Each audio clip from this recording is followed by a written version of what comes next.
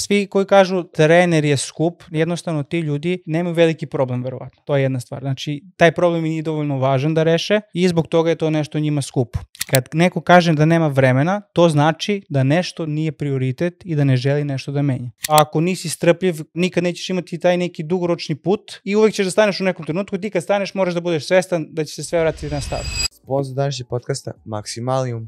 Uz kod Podcast Max imate 10% popusta na ceo asortiman. A ako zanima više, posjetite njihov sajt za više informacija. Dobrodošli u novu epizodu Not Ordinary podcasta. Po treći put, ovo je po meni najzanimljiviji podcast koji smo odradili do sada. Ja sam Milan Jovanović, fitness trener i ovog puta, pored samog treninga iskrene, pričali smo dosta o samom online poslovanju, kako da trener na društvenim mrežama uspe da napravi dobro poslovanje, koliko je važna autentičnost, koliko je važan rad na sebi, mindset i mnoge druge teme koje se ne dotiču samo fitnessa, tako da za sve i ljubitelji fitnessa, ali generalno ljude koji žele da razviju svoje poslovanje, da imaju neki zdrav život, da nauče nešto korisno, definitivno preporučujem da poslušate ovaj podcast. Ajde ovako da zapravo počeo podcast jer te radimo ga jednom godišnje i to sad da bude tradicija. Svaki april. Da, svaki mart, april da, kako se zove, obeležimo sa podcastom sa tobom. Ajde ovako dovedemo. Ja bih počeo prvo sa treningom kao temom, da ne znam da bi se složio s tima, ja bi time uveo po ovaj podcast.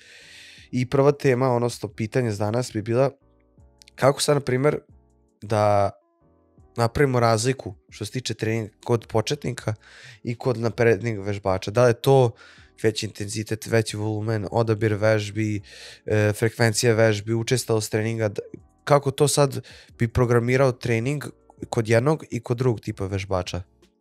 Pa vidi, znači ako pričamo mi o početnicima i naprednim vežbačima, moramo prvo dve stvari da napravimo razliku.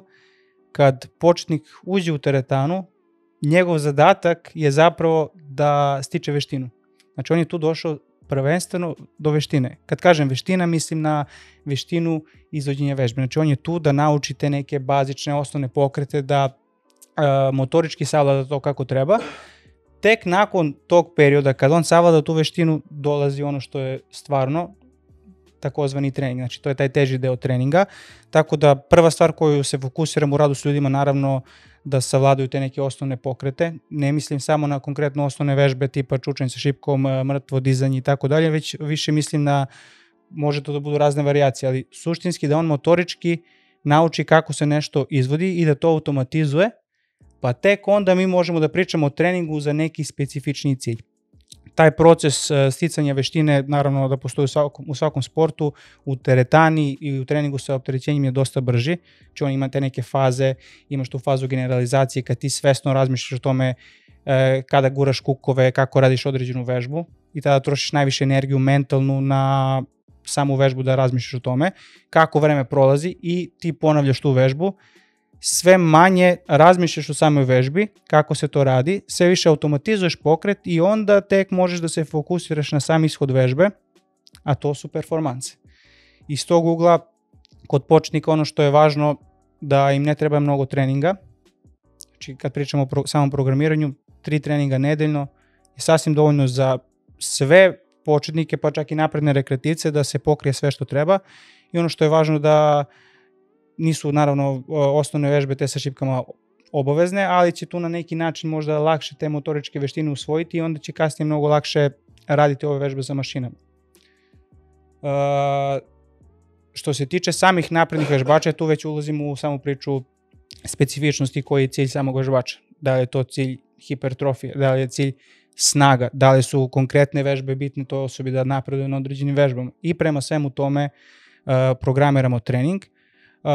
Naravno, da li su i neke mišićne grupe od prioriteta, možda nekome je cilj, hipertrofija celog tela, ali možda neka devojka želi više gluteus i onda prema tome, prema nekom slobodnom vremenu mi programiramo trening koliko puta nedeljno ćemo trenirati.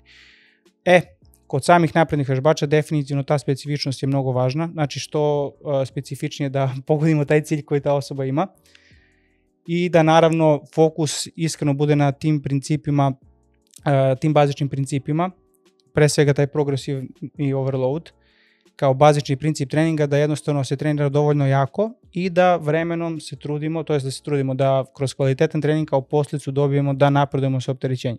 Znači, da li su to veće kilaže, da li je to veći broj ponavljanja, ali jednostavno bez tog principa, bez obzira na kom smo nivou, nema nekih vidljivih ili boljih rezultata. Da, treba se te baš pitati, baš u vezi tog progresivnog nadopterećenja, što bi se rekao na našem jeziku. To dosta ljudi drugačije interpretira i drugačije shvata taj koncept, zato što mi se sad lupom dodavanje beskraja, ne znam, serija, promene način lupom tehnike, da to sad rezultira progresivnom nadopterećenju i da je zapravo dodavanjem kilaže ili broj ponavljanja je zapravo posljedica svega toga. Pa da, to smo, ja mislim, pričali ranije, sad definitivno ta pogrešna percepcija, dođu na trening i sad misle da svake nedelje na nekoj vežbi mora da se doda nešto. To je pogrešna percepcija i to dovodi do platoa, u smislu da mi krenemo određenu vežbu sa određenom kilažom, određenim brojem ponavljanja i na silu dodajemo ponavljanja, pomalo ne primećujemo, narušava se forma i odjednom dođemo do nekog platoa i dalje ne može od toga. Znači, suštinski je potrebno da razumemo da je to posljedica treninga.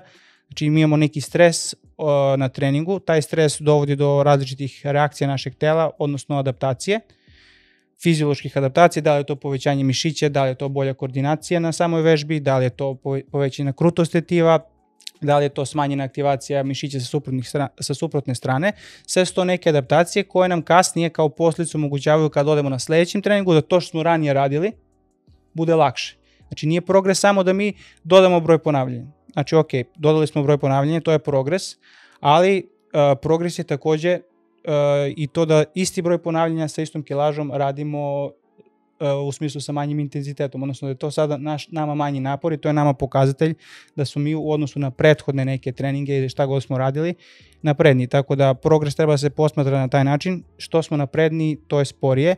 Iz tog razloga ne možemo da očekujemo da svake nedelje dodajemo kilaže, da dodajemo pločice na šipku. Znači jednostavno moramo da pratimo svoje telo i u momentu kad primetimo da smo stvarno bolji, da možemo više, tek onda pravimo neke promene. Tako da baš iz tog razloga i ne treba da se pravi te česte promene u treningu. Znači, misliš da si stagnirao, praviš promene pa se adaptiraš opet na novu vežbu, pa opet praviš promene i na kraju stojiš u mestu umjesto da si držao nečega što radi posao i da veruješ u to što radiš. Pa da, dosta ljudi jednostavno zanemari to strpljenje i to važnost, to kontinuiteta. Šta god da ti radio, ne može jednostavno kroz par treninga se nešto promeni, nešto uradi da se desi, generalno pogotovo ako si već dugo u tome i konstantno menjanje samo će da te, ne kažem nazad, ali neće ništa da ti konkretno uradi.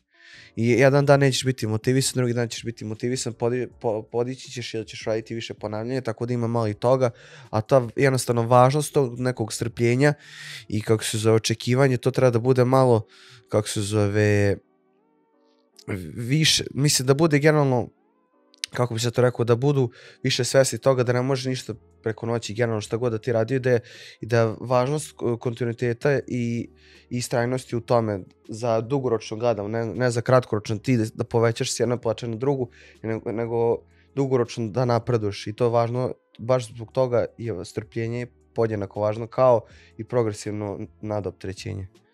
Definitivno se slažem i dodao bih na to da bi ti imao strpljenje u nečemu, definitivno moraš da imaš dublji razlog zašto radiš. Znači, ok, meni je cilj bolje telo, ok, ali to je površni motiv, ne kažem da je loš motiv, znači svi volimo da izgledamo bolje, ali uvek iza tog zašto želim bolje telo, znači imaš nešto dublje. Znači možda neko želi bolje telo da bi se pokazao drugima, da u društvu ili u okolini da primete da on radi, to je već dublji motiv, iako možda nije idealan.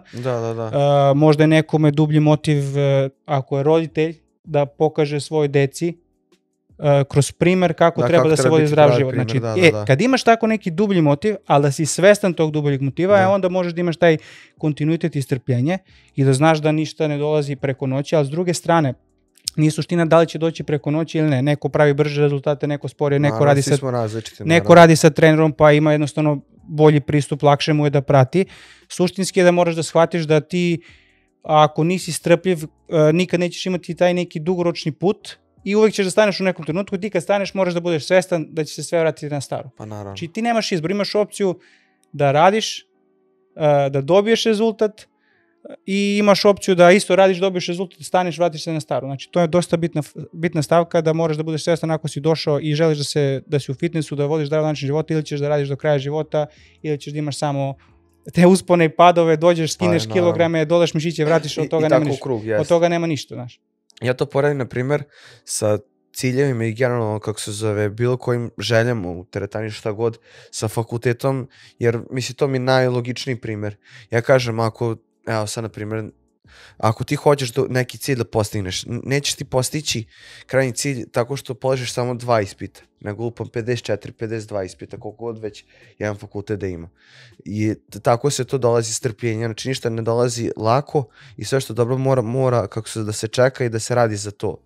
I isto tako, kao što si ti rekao, lupam, taj dublji cilj. Meni, na primjer, dublji cilj, kad ja pričam za sebe, je ta neka mentalna snaga i mentalni sklop i mentalna čvrstina, u smislu da ako su meni teški treninzi, meni će generalno, mislim, to sad banalno, to sad ja tako se poistovećujem, mislim, tako ja gledam na sve to, onda će mi, lupam, život biti mnogo lakše da podnesem.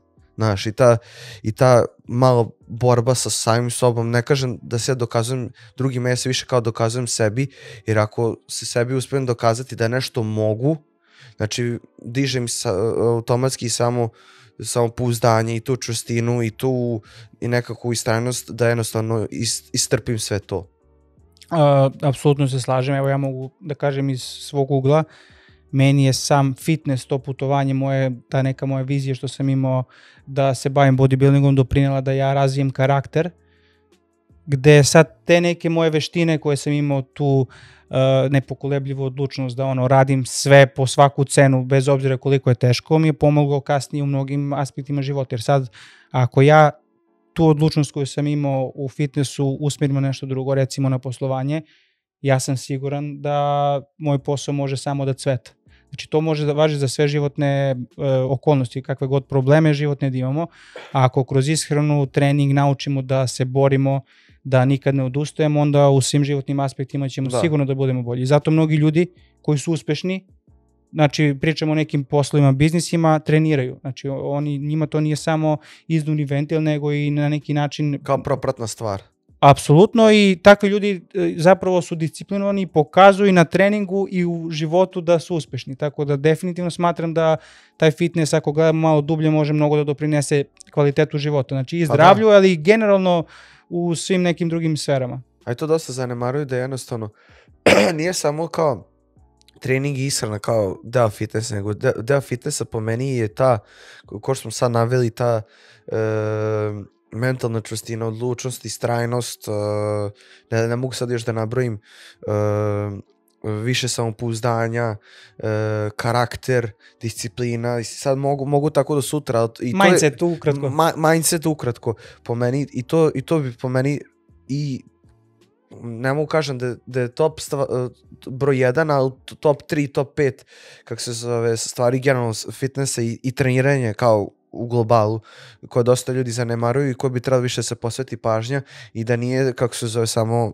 trening i ishrana, nego to što ide sa time. Naravno, pa pre svega, automatski, ako ti radiš trening, pre svega imaš manje stresa.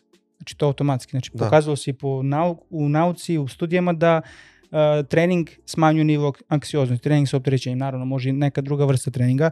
Sa druge strane, ti ako treniraš duže vreme, vodiš računa o ishrani i tako dalje, ti izgledaš bolje. Znači automatski to, kakva god da si osoba, imat ćeš više samopouzdanja.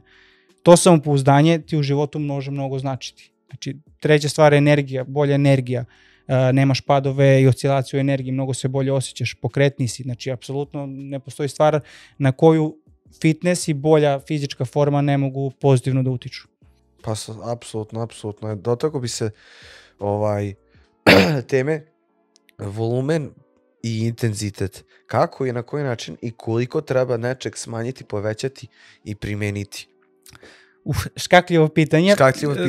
To je ono što su, da kažem, u nauci stalno se polemiš oko toga, pa imaš jedan pristup, drugi pristup, Mike Mencer, pa onda ova druga metoda, high volumen i tako dalje. Mislim, iskreno da su sve te stvari koje polarizuju da je nešto crno ili belo, iskreno smatram da su gluposti i samo način da se određeni sistem kroz marketing, da kažem, gura na društvenim mrežama. Znači, ne možeš da budeš negde na sredini, moraš da budeš ili jedno ili drugo. Da, moraš na drugoj da, strani. Isto kao za ishranu ili veganstvo, ili karnivor, ili keto, ili ovo ono, a zapravo ništa od toga nije potrebno, samo je potrebno da sve od toga je dobro, ali kad bude zajedno. Pa naravno. Suštinski, sad da se vratim na temu volumen intenziteta, po meni su to samo brojke. Znači, studije se rade razne, da jednostavno naučnici žele da ispituju možda neke granice, šta je bolje od čega, do koje granice možemo da napredujemo, ali uvek moramo da uzmemo u obzir, mi kao praktičari koji čitamo studije, dobro, ovo je pokazala ova studija, pa i ova studija ovo pokazala, koliko je to u praksi meni primenljivo. Da li je meni primenljivo da radim 52 serije za kvadriceps na nedeljnom nivou, da li moji klijenti rade 52 serije? Ne. Da li će neki moj klijent raditi 52 serije za noge? Neće. Da li ću ja nekad raditi? Neću. To je to. Znači, to mi ništa nije od koristi. Znači, moram više da se vodim time da ako gledam na sebi nešto, da ja istražujem. Znači, trening i istraživanje, analitički proces. Ti probaš nešto i čekaš, budeš strpljiv, posle 10, 12, 15 nedelja vidiš do čega je to dovelo. Ok, sad imam neko iskustvo, mogu da analiziram šta se desilo, hajde sad da probam nešto drugo. Znači, možda sam sad radio 15 serija, hajde da probam sad sa 10. Znači, to je taj neko iskustvo kroz koje učiš i analitički proces i na osnovu toga ti podešaš. Takođe, dodao bih trenutni mentalni sklop. Znači, ok, ja možda sam trenutno u tom nekom mentalnom drive-u da mogu da gazim jače, probat ću sada, trenutno mi je takav mentalni sklop, mindset da ja mogu da gruvam, ja ću sad malo jače. Ali video sam 2 nedelje, nisam nešto ok, ne mogu da dam sve od sebe, pa možda malo da smanjim, da spustim kočnicu, pa hajde sad da probam malo veći broj serija, ali malo manjeg intenziteta. Znači, sve od toga je dobro, samo je pitanje u tom momentu šta je za neku osobu najadekvatnije. Da, kontekst. I onda nemaš ti konkretno rešenje za svaku osobu da kažeš u brojkama, jednostavno, kroz sam proces praćenja vidiš i pratiš i podešavaš dalje. Znači, ja sam zagovornik da ne treba da se ide ni u jednu ni u drugu krajnost, znači smatram da je te ekstremne metode poput Mike Mencerove metode su stvarno stvar koja nema smisla. I retko ko može da izdrži na kraju. Pa i da izdrži, a iz druge strane nema smisla. Znači da ti radiš 1 ili 2 serije po treningu, to nema teoretskog smisla, iskreno. Možeš da napreduješ možda 2 meseca, ali nakon toga, znači pričamo o ljudima koji su naturalci, ne pričamo o ljudima koji koriste anabolike i koji rastu i bez da treniraju. Pa jest. Znači, to je dosta važno. Nije samo važno šta je neko radio, šta je on postigao, nego da li je to primenljivo na druge ljude koji nemaju takvu genetiku, takav mentalni sklop. I takve uslove. I takvo iskustvo. I na kraju anabolici.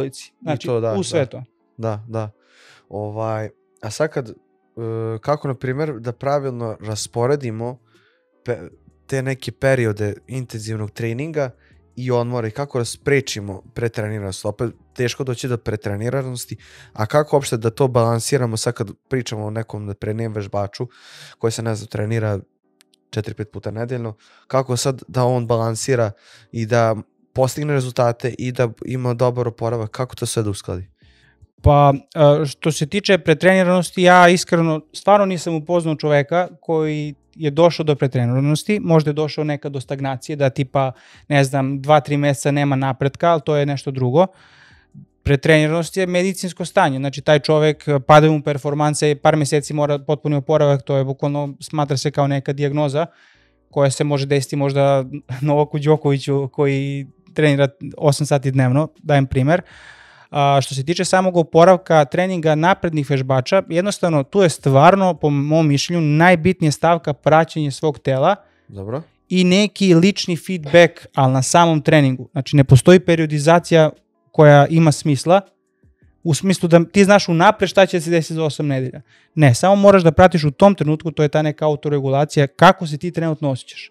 Možda ti danas možeš 100 kila puta 5, sledeće nedelje si loše spavao, imao si nekoliko napornih dana, iznervirao te neko na poslu, stres i dođeš i ne možeš 100 kila ni 2 puta. To ne znači da si ti unazadio. Možda ti samo nije bio dan, u tom trenutku nisi za 100 kila, vratiš se malo, kad se sve sredi ostalo, onda možeš dalje. Znači jednostavno po meni je to neko samo posmatranje kod naprednih vežbača najbitniji faktor i da analiziraš sve što možeš, što više faktora. Znači uvek treba da se gleda malo šira slika, znači nikad ne možeš ti da kažeš samo loš mi je bio trening pa zbog toga sam stagnirao. Možda se stvarno nešto desilo u životu, možda si loše naspavao, ne znam, možda ti iznervirao neko u saobraćaju dok si vozio pa te to uzdrmalo, možda pozitivno, možda negativno i tako dalje. Tako da ne bih rekao neko konkretno rešenje. Znači uvek, jer ti nemaš realno, ajde da kažemo neki odgovor na pitanje dok ne posmatraš sam sebe i da ako imaš trenera da uz tvoje posmatranje on da neko svoje mišljenje, neku odluku koja bi mogla da... I opet je test. Ni on ne zna da li će to što ću raditi biti pozitivno. Uglavnom je odgovor zavisi, ne znam i bit će kako... Uglavnom mislimo da znamo, verovatno ne znamo. Znači, što se tiče treninga. Znači to je fiziologija ozbiljna, to je nauka, to... Koliko god da mislimo da znamo, uvek smo blizu možda odgovora, ali nikad nemamo konačan odgovor. Nikad ne možemo sa 100% sigurnošću da kažemo nešto da će se tako desiti, jer niko ne zna. Ne znam da li si čuo, ne znam ko je to rekao, skoro, izašao mi neki post vezano baš za te periodizacije, kao ti periodizuješ trening da bi za 3 meseca postigao to.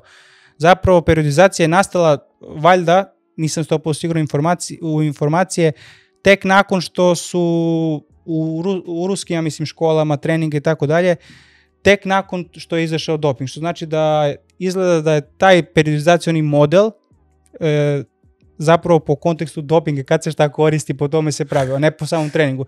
Što znači da ta periodizacija nema toliko smisla, jer ti ne možeš da predvidiš te fiziološke adaptacije i kako će se razvijeti performanci, jer to sklop mnogo faktora. I sad ne znam da li je to istina, ali iskreno meni to totalno pije vodu, jer nijedan periodizacioni plan ne može da se predvidi unapred, znaš, šta će tačno se desiti. Na kraju kraja mi smo ljudi sa životom van teretane, obavezama teretane, tako da ko što ti kažeš, možda neko da ti iznervira saobraćaj, porodica, posao, 2-3 posla u današnje vreme, to je danas normalno, tako da jedan dan opadne, drugi dan se poveća performanse. A kako je sada tvoje mišljenje da se pravi deload što se tiče treninga snage u teretani? Da li ima smisla, na primjer, to da je uopšte treba ubaciti i da li, na primjer, ako je dobar trening, da li uopšte ima potrebe to da se ubacuje, ako sad, na primjer, dobar trening, znači da li bi uopšte trebalo da se ima?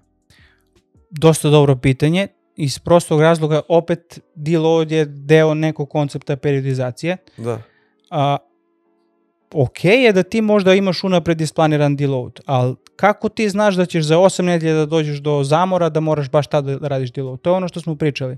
Znači ti, po meni je mnogo bolje, posebno kad pričamo o treningu snage, ne znam ako je neko powerlifter ili tako dalje, on mora da prati sebe i da vidi po svom osjećaju da je danas dan za deload. Možda on nije planirao deload, ova nedelja planirao nešto, došao na trening, vidi da ne može, on će da spusti gas i on je odradio automatski deload koji nije bio planiran. Sledeće nedelje će biti bolje i tako dalje. To je po meni ta neka autoregulacija mnogo važnija nego sam deload. Znači meni se desi, odem na trening i radim na primjer grudi, noge ili šta god i ja dok radim grudi napredujem super, dođem da radim noge i vidim da nešto nije kako treba u odnosu na prošlu nedelju, ja ću samo da spustim lopticu, odradio sam deload za noge, sledeće nedelje ćemo vidjeti šta će biti. Znači uvijek imaš te zagrevajuće serije, preradnih serija, tačno ti otprilike vidiš ili ta prva radna serija nek bude test, da vidiš gde si u ovom trenutku. I na osnovu toga podešavaš dalje. Jer taj deload ne mora da bude globalni, u smislu da je tvoje telo pod zamorom globalno, možda ti je samo određena mišićna grupa i dalje pod zamorom. Da. I onda nema smisla, mislim, nije da nema smisla, ali mnogo pametnije da ti nemaš planirano ništa, nego imaš neki koncept odakle krećeš, ne znaš gde ćeš da budeš i onda u toku tog koncepta se prilagođavaš shodno svojim mogućnostima i kako se u tom trenutku osjećaš. I mislim da sad većina powerliftera, ako pričamo na prednjim powerlifterima, radi po tom principu te autoregulacije.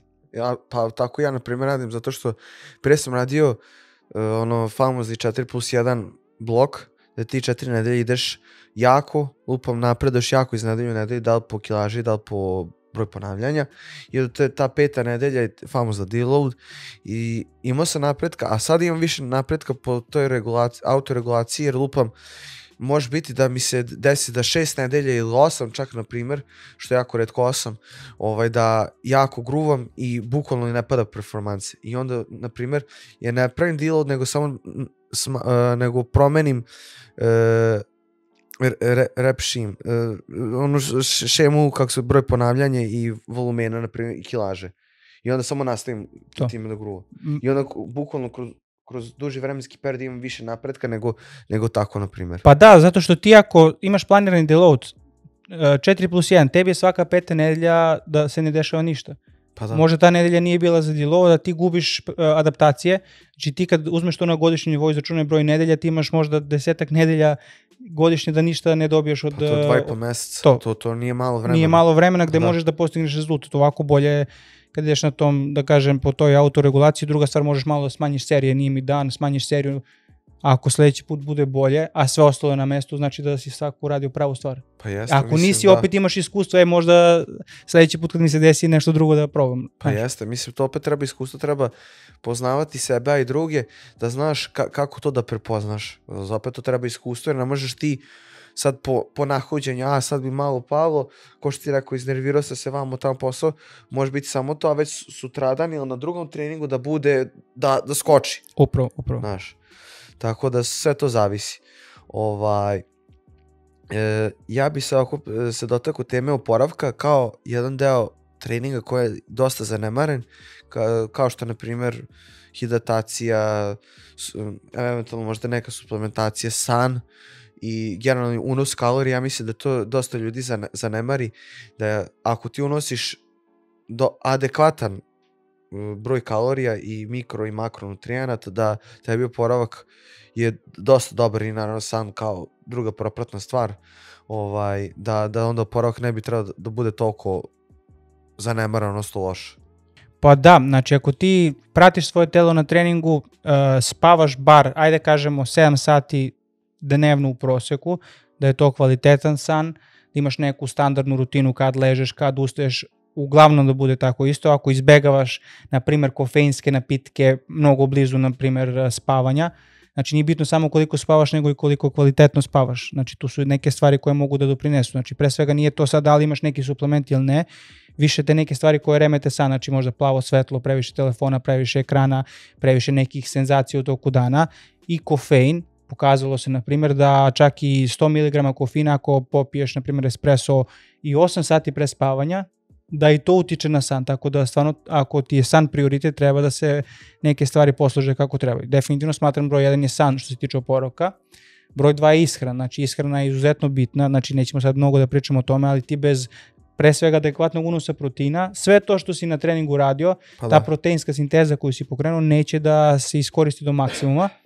S druge strane tu imaš naravno ugljeni hidrate koji su ti gorivo energije, ako ti imaš prazan glikogen, ti odeš na trening, ti nećeš imati maksimalne performanse, imaš ćeš zamor centralnog nervnog sistema, jer tvoje telo automatski taj feedback tvom mozgu šalje i nije mi pun glikogen, danas mi je percepcija i prag tolerancije, percepcija napora manja, znači mogu manji napor da izdržim. To su sve neke stvari koje utiču. Hidratacija, opet 70% tela je voda. Znači sve su to stvari bez kojih ne može da se sagledava uticaj samog treninga. Znači sve su to stvari koje utiču na oporavak i ako je sve to na nekom dovoljno, na pristojnom nivou, oporavak će sigurno biti top. Pa da, pa apsolutno. Mislim, to je podjednako važno koji sam trening, jer opet ako treniraš, ako ne spavaš, ako ne jedeš dovoljno, onda tu nešto nije kako treba se, mislim, po meni treba tu malo kritički da se sagleda, da zapravo preispitaš, ako već se dešava da nemaš napretka, da vidiš zapravo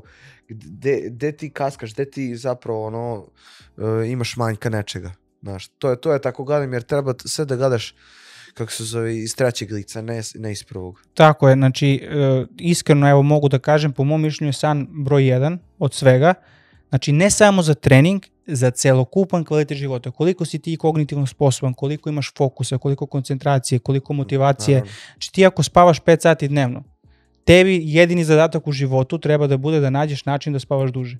Pa tek onda se ostalo. Znači smatram, od kad sam postao roditelj, toga sam tek sad svestan, koliko zapravo svaki dan kad se ja ne naspavam kako treba, meni je to dan koji je propao. Znači ja mogu da živim taj dan, ali bukvalno preživljavam.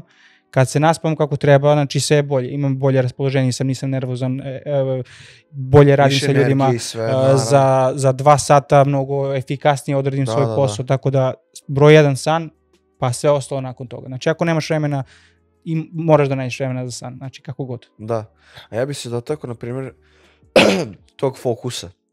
Pošto je dosta ljudi danas toga nema. To pogotovo na treningu, sad pošto su još na temi treninga pa se dotaknemo toga, da ja smatram da ako imaš distrakcije na treningu, ako stalno čačkaš telefon, ako nemaš fokusa, da jednostavno nećeš toliko jako trenirati, nećeš toliko, na primjer, ići blizu otkaza ili do otkaza na nekoj vežbi, nećeš toliko podići kilaže na čučnju, benču, čemu god, razumeš, nekim pomoćnim vežbama, i da je to danas, kako se zove, glavni problem, pogotovo kod naprednih vežbača koji traže ozbiljnije rezultate, kako se zove, to sam na primjer čuo za baš taj konkretan savjet od jednog mog drugara iz teretane, kaže ostavi telefon između serija i vidjet ćeš kakva će ti biti ilpam sledeća serija.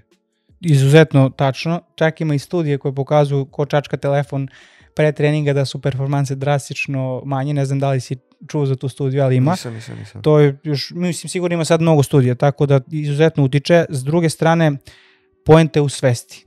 Znači ti moraš da budeš prisutan na svakoj seriji, svakoj vežbi i svakom treningu ako želiš da izvučeš maksimum iz sebe. Znači nisi došao samo na trening da ti odradiš to što treba, nego da si fokusiran, da si prisutan. Znači gledaj na to kao vreme za sebe. Ok, znači došao sam da postignem neki cilj, imam tih sat i po vremena, hajde da ga iskoristim maksimalno. Ima vremena za telefon, ima vremena za dopisivanje, ima vremena za razgovore i tako dalje.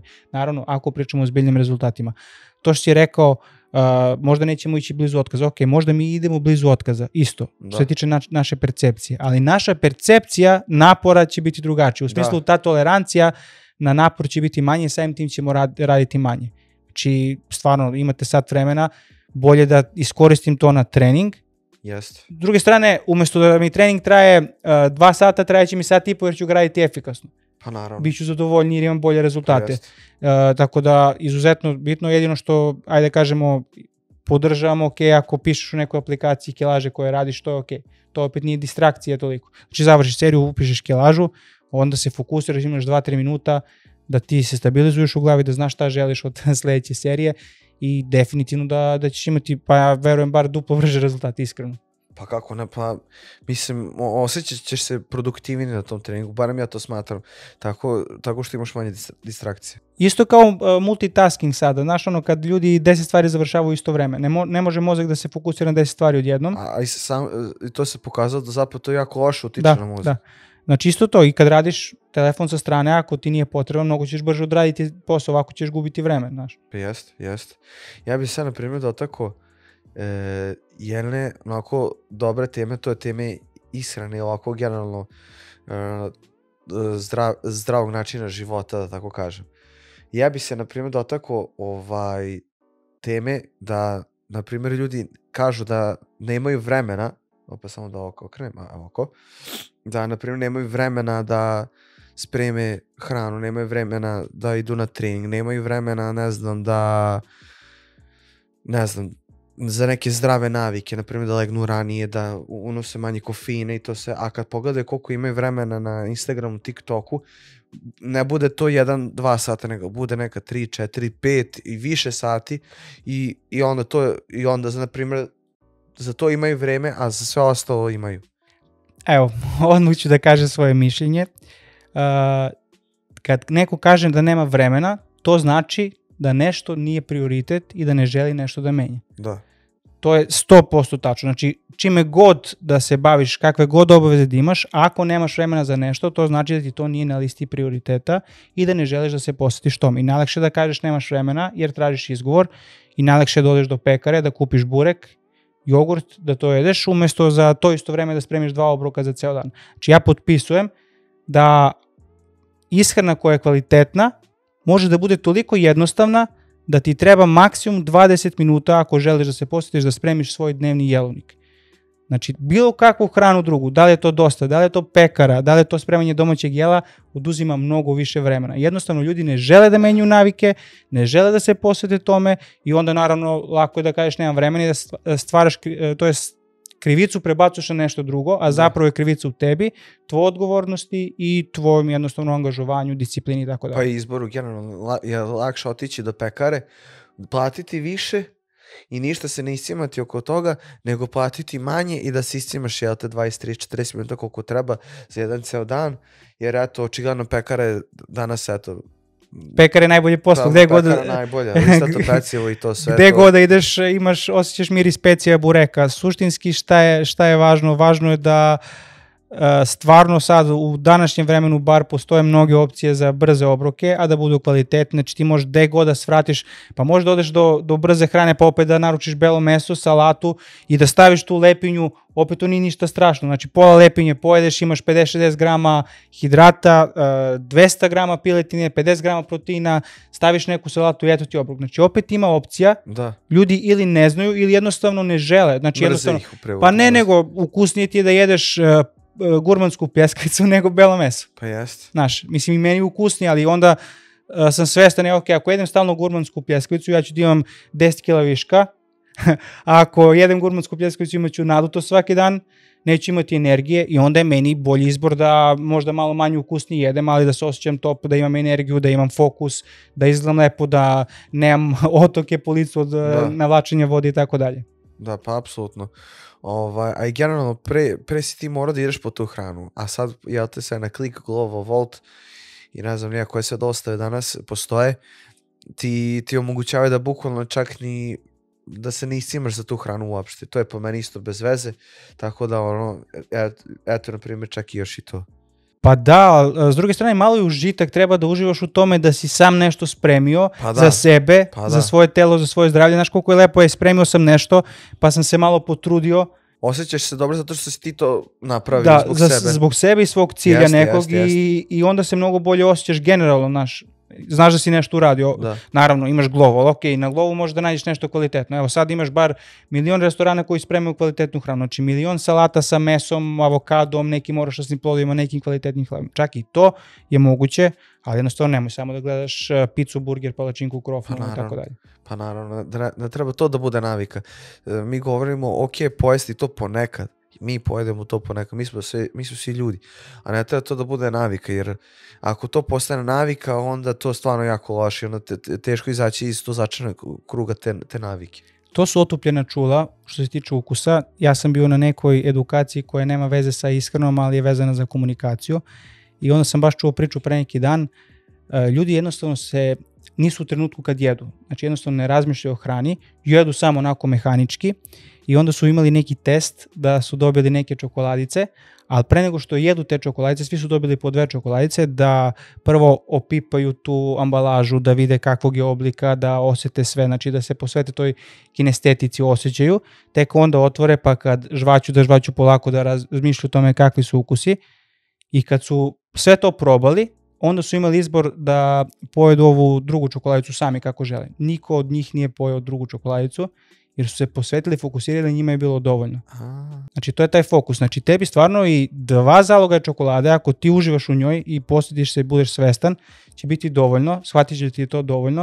A ako nisi svestan, ti ćeš da jedeš onako kao robot i naravno ni 300 grama. Proždrljivo da kažem, tako da. Bez svesti, znači jedeš kao, ajde da kažemo kao životinje iskreno, jer nisi svestan i nisi u tom trenutku. Svako kad ima neke napade, to znači da je taj njegov svesni deo bačen po stranu i da je došao taj neki životinski instinkt kad se prežderavamo i tako neke stvari. Eto što mi nije palo na pamet. Ja, na primjer, to isto može da se kaže kad ti jedeš pred nekim ekranom, da li televizorom, da li pred telefonom, isto tako, ti nesvesno jedeš i nisi uopšte prisutan u tome, kako se zove, sa tim jelom, da se tako izrazim.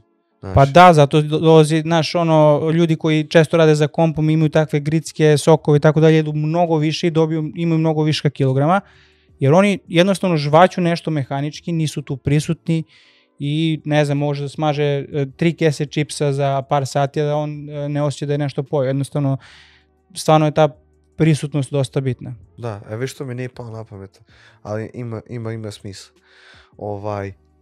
Ja bih se dotakao toga da i čak ne samo na pekaru što se troši pare, nego troši se pare i na glupe stvari kao što sad, da ne imenujem, ajkos, cigare, sve te gluposti, štekaju se, na primjer, za neku svoju za svoju dobrobit, kao što je, na primjer, ne znam, da li za zdravu hranu, da li za trenera. Po meni to, kako si ono rekao malo pre nego što smo mi počeli da snimamo,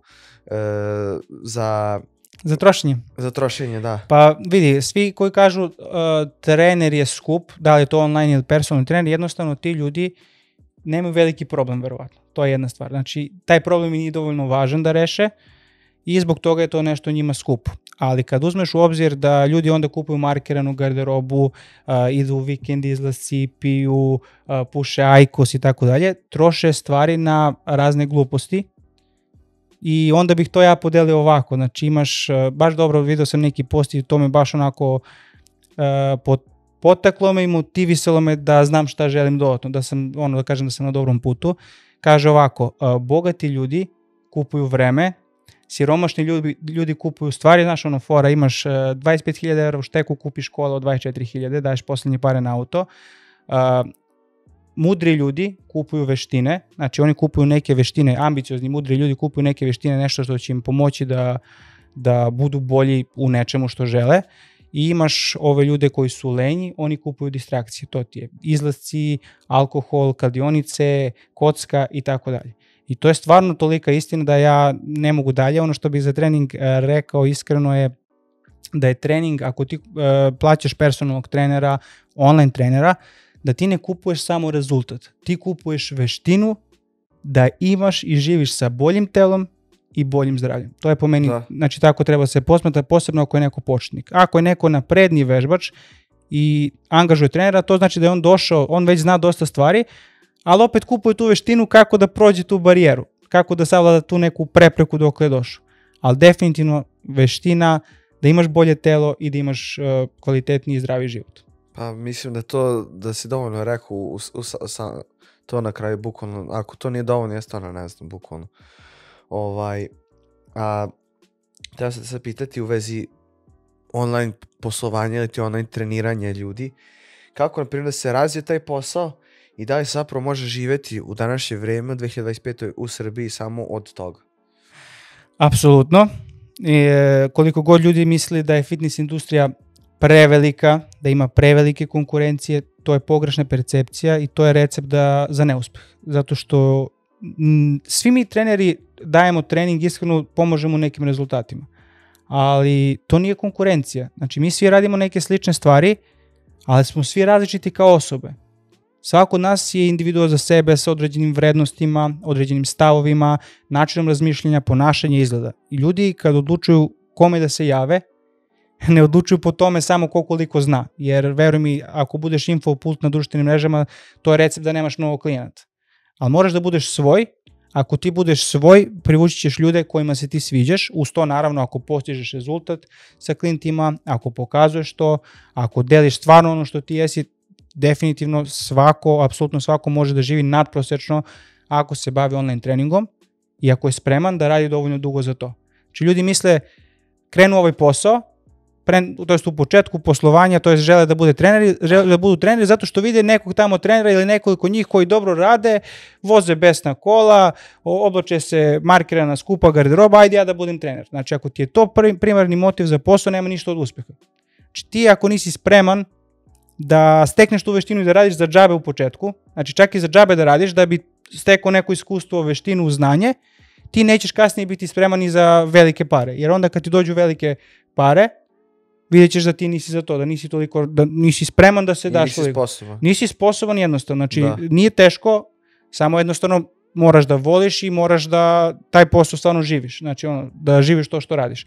Ja, na primjer, evo, to mi sad palo na pamet, u jednom trenutku sam dobio stvarno ogroman broj klijenata u 2 nedelje, ali ja sam za to živeo, ja sam razmišljao, sad imamo ovoliko, bilo bi super kad bi imao ovoliko ljudi. I kad sam došao do tog broja ljudi, skapirao sam koliko je teško i naporno organizovati se i rekao sam, ok, ili ću sada dam gas da vidim da li jesam za to ili ću da odustanem da se vratim na staro. I onda sam čak bio spreman i da koristim i suplementaciju za fokus i sve, samo da to izdržim, da dokažem sebi da nešto mogu i nakon toga sam se organizovao. Znači to je fora što online može svako, da je lako nije, da moraš da budeš konstantan, da imaš kontinuitet, da imaš ogromnu disciplinu, organizaciju i mindset naravno da je potrebno i zbog toga nemaš mnogo trenera koji online rade super. Znači imaš možda, ne znam, 20-ak, možda i više. Znači imaš ti možda 10.000 trenera, ali ne rade svi dobro. Tako da smatram da ko stvarno vole ovaj posao i ko želi, ima tu neku viziju da se bavi online i da se posjeti, definitivno rezultati su, znači, 1000% garantovani. A kako napraviti sistem, da tako kažem, da radi za tebe, u smislu da te i klijenti ispoštuju, da ti napraviš rezultate, da imaš takav, da kažem, bazu podataka i svega toga, informacije, da ti se oni što manje javljaju? To je zapravo već u samoj organizaciji poslovanja i jasno i postavljanju granica. Znači ti moraš da imaš neke granice. Znači ja sam s tobom trener, mi smo super, došli si zbog tih nekih rezultata ili šta god i radimo na tome. Naravno ima vremena i slobode da mi nekad pišemo nešto dodatno, ali opet moramo da imamo neke granice, jer ja sam jedan, a vas je mnogo. I ja ne mogu da radim neke stvari koje su van posla konstantno. Znači zbog toga, na primjer, ja sam to postavio tako što imam neka pravila da bi moglo da bude bolja organizacija i da bi prvenstveno ja mogu svakog klijenta ponaosob da ispoštujem što se tiče njegovog procesa. Ako ostane vreme za nešto dodatno što je van procesa, tu smo. Zato imam ta neka pravila da, na primjer, od ponedjeljka do petka se šalju klipovi, a dok se subotom radi samo check-in. I onda kad se tako rasporedi, organizuje, mnogo manje nepotrebnog posla ima i taj klijent dobije tačno ono što mu treba, pa onda idemo dalje. Druga stvar, također sam radio neke stvari poput nekih e-bookova, najčešća pitanja. Postoje neka pitanja koje se ponavljaju, na primjer, 20 puta dnevno. Znači, to su neka ne toliko važna pitanja za sam proces. Ja sam to sklopio u neki e-book, ljudi to mogu da pročitaju i onda stvarno me pitaju za stvari koje su važne njima. Znači, možemo da gledamo klipove, da komentarišemo intenzitet, da iskomentarišemo feedback na formu i tako dalje, ali te neke stvari koje nisu toliko važne sam da kažem na neki način organizovao i automatizovao da nemam jednostavno ni ja da ne gubim vreme na nepotrebne stvari, a da ni moji klijenti ne gube vreme na nepotrebne stvari. A koliko je sad tebi trebalo da se izgradi ceo taj sistem? Ovako, znači smatram da za svaki nivo klijenata imaš sistem. Znači ti ne možeš da imaš isti sistem za 30 klijenata naravno, i za 300 klijenata. Znači to je sistem drugačiji, odnosno jednostavno ti kad dođeš na neki nivo, vidiš prvo šta taj nivo zahteva, šta je nešto nepotrebno, šta je više, kako može da se organizuje i prema tome organizuješ sve ostalo. Tako da meni je trebalo za taj novi sistem kad mi je došlo dosta klijenata, pa oko 3 meseca rada da sve to organizujem i da bude super. Znači naravno da mora da bude van zone komfora. Znači ne može sve da ti bude komfortno u poslu, mora da imaš neke faze kada je teško, ali onda iz tog teškog treba da nađeš šta može bolje da bude i onda kad bude bolje to postane zona komfora pa čekaš sledeći put kad će sledeći izazov. Ali ako nemaš izazove sam ispred sebe i ako ne postavljaš izazove nema ništa od napretka. Ako ti je super trenutno i ne želiš bolje onda neće ni da ti bude bolje. Ali ako želiš bolje a nisi spreman na izazove, opet neće ti bude bolje. Znači moraš da budeš jednostavno reprezentant sa samim sobom, da popričaš sam sa sobom šta je ono što želim, zašto nešto želim i onda ideš dalje kako. Tek onda ideš kako. Imam sad oko pitanje, baš sad palo na pamet. Šta tebe sad oko izdvaja tebe kao online trenera? Da je to taj sistem, da je to posvećenost, da je to o odabiru vežbi, da je to transformacijama, šta konkretno tebe izdvaja sad kao online trenera?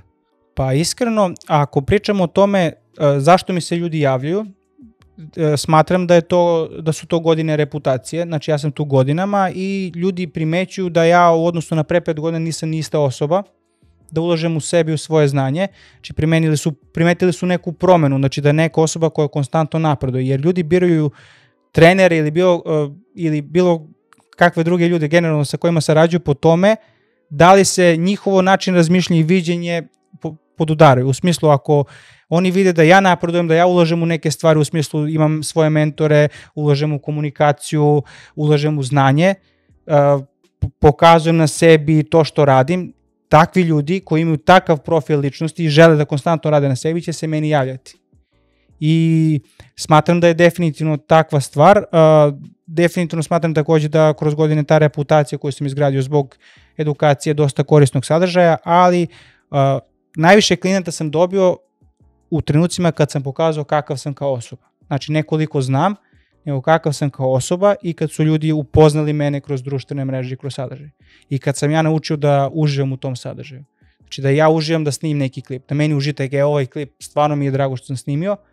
Ispričao sam ga onako kako ja želim, a ne onako kako trendovi nalažu. Nekako mora. Da. Nekako mora, nema trendova, nema hukova, nema ništa. Znači, to je to, pričam kao sad što pričam s tobom i to je to. I tek onda sam stvarno dobio klijente i koje ja želim. U smislu da nije samo klijent koji je vidio da ja nešto znam, nego klijent koji se poklepa sa mojim načinom razmišljanja i onda naša komunikacija je super. Koji je sličan tebi. Tako je. I mi kad komuniciramo, mi imamo sasvim normalan odnos. Znači, ja imam taj opušten odnos, ne persiram ljudima, oni ne persiraju meni, mogu da mi se obrate za bilo šta i privatne stvari mogu da mi pričaju ako se ne znamo. Kad se onda upoznamo slučajno, mi kao da se znamo ceo život. Znači, nije ono samo trener, klijent, nego možemo da pričamo, da popijemo kafu. Evo, sad mi se baš desilo, došao sam do Novog Sada i na Bookingu sam rezervisao da kažem smeštaj i onda kucam broj da se javim čoveku kada ono moj bivši klijent. Eto, kojim slučajem, znači mali je svet, da. Da.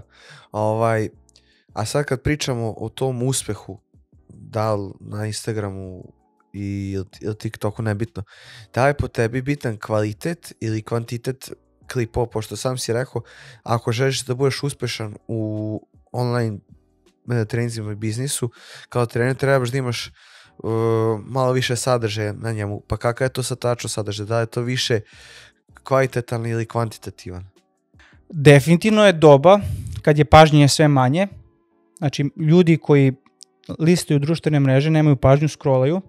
Ti da bi se nekome pojavio, da bi te neko zapratio za početak, pa tek onda da poverenje stvori u tebe, moraš da imaš kvantitet, u smislu da često izbacuješ. Po meni, ako želiš stvarno uspeh na društvenim mrežama, ako si previše harizmatična osoba, da kažem, ok, možeš i malo manje, ali ako nisi i ako nemaš iskustva, definitivno moraš stalno da budeš na društvenim mrežama. Znači, bar jedna objava dnevno.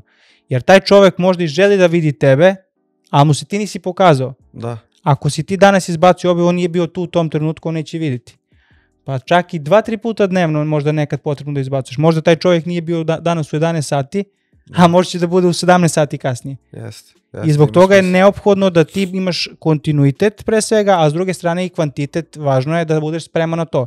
Zato i ne postoji mnogo trenera koji posluju super online, jer jednostavno nisu spremni da snimaju. Ali smatram da nisu spremni da snimaju zato što prvo imaju strah od kamere i ne mogu da pokažu pravog sebe. Kad ti možeš pred kamerom da pričaš ovako i da kažem da si opušten kao da nema kamere, tek onda dolaze stvari na svoje mesto i onda možeš da snimaš i da uživaš u tome. Znaš, ako ti voliš fitness i uživaš, autentičan si, ti nećeš imati problema da pričaš s kamerom, nego ćeš uživati da pokazuješ ljudima, da pričaš neke svoje priče i tako dalje. Vidiš ono što jesi. Tako, i onda nemaš problem sa tim. Jasne. Ako te naravno, ako imaš to neko zdravo samopouzdanje koje si gradio, to je stvar na kojoj treba da se radi. Znaš, da se probiju neke barijere, da se izađe iz zone komfora i tako da se probije, sve je to jasno, mislim, apsolutno svaki početak je težak, kako god okreneš isto, sad mogu da se poistovetim, meni je bilo teško da pričam u kameru, da pričam u mikrofon, kad sam počinio podcast, sad mi je već malo laganije, imam malo bolju dikciju, malo bolju priču, pričam malo tečnije, opuštenije na kraju krajeva, dobro se to dolazi iskustvom i samo repeticijom. Pa isto je kao svežom, znači u početku si katastrofa, vremenom izbacuješ te neke negativne pokrete, ne trošiš energiju, možda ne vijuge na nepotrebne stvari i postane automatizacija, tako i sa sadržajem. Prvi video će ti biti sigurno katastrofa, prvi video ćeš sigurno da snimaš 3 sata, a onda ćeš za ta 3 sata da snimiš sadržaj za ceo mesec, za par godina, ali moraš da istraješ u tome. Znači ja sam prvi moj video sigurno 3 sata sam snimao, dok sad bukvalno nekad za pola sata snimim 10-ak videa. Da. I to bez inspiracije. Znači dođem, šta bi mogu, ova tema zanimljiva, ajde pričamo. Znaš, tako da to je to. Da. Hvala ti Milanče što si došao iz Niša, eto 3. put, kako se zove, da radimo podcast. Biće 4. 100%. Biće, svake godine po jedan biće tradicija. To.